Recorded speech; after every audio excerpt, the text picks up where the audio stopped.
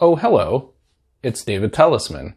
You know, the guy from Another Day in Pandemic Paradise, and a person who was once cursed out by a Nobel Prize winner when I was 21. True story. But that's not what I'm here to discuss. I want to talk about mental health. And I'm making a video because I feel comfortable enough to talk about it, and I'm really not going anywhere these days. In fact, I pretty much live in this office. I want to talk about the time that I came out. And I'm referring to coming out of the mental illness shadows. I have always been very private, if you could believe, about my depression and my anxiety. I would only discuss it with my therapist, my wife, maybe a couple other family members, friends, but outside of that, it was very taboo. What changed for me was I started to observe a friend. And before we became friends, I would observe her speaking quite openly about her struggles with mental illness at networking events. And I remember thinking, are you nuts? So to speak.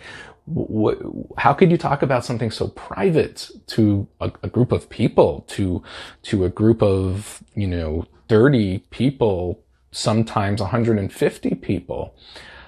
Not only are you revealing this, but this can't be good for your business, can it?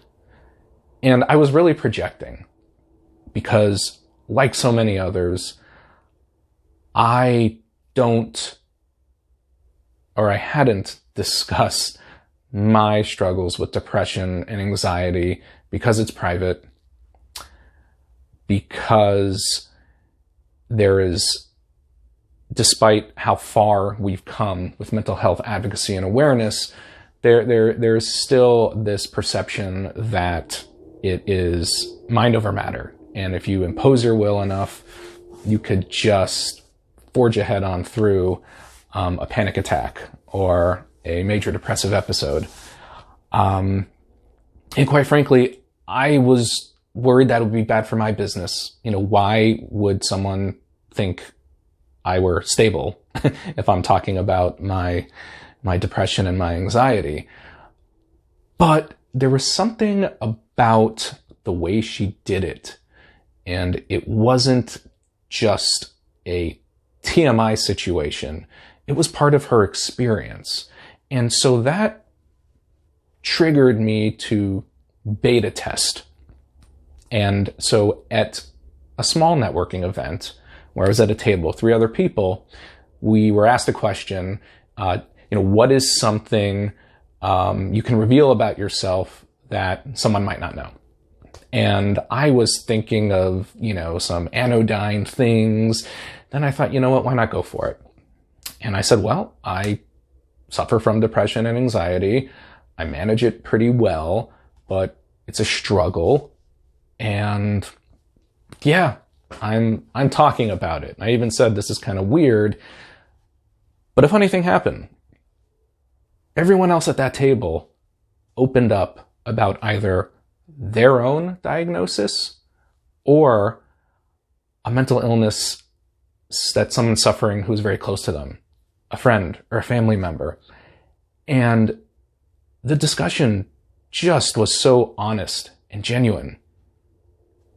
So with that momentum, I decided to host a networking meeting, and now I had a larger audience, about 30 people. And I addressed it. I said, I have depression, I have anxiety, this is a safe space, I could talk to you all about it. And again, the response was very positive. It was warm, and a lot of people revealed that they had similar illnesses and that they've struggled from time to time, and that they're in a good place. And so my perception really changed, and I decided to really lean into it, not just broadcast it to the world.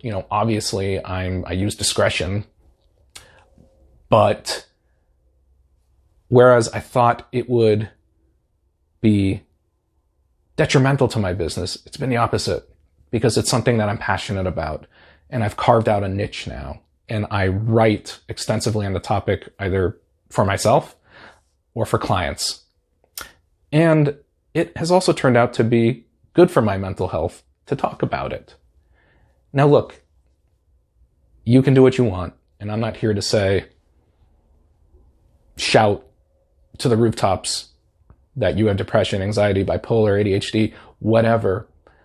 But if you're on the fence, if you never discussed it to a larger group or with a larger group, if you're 50-50, go for it.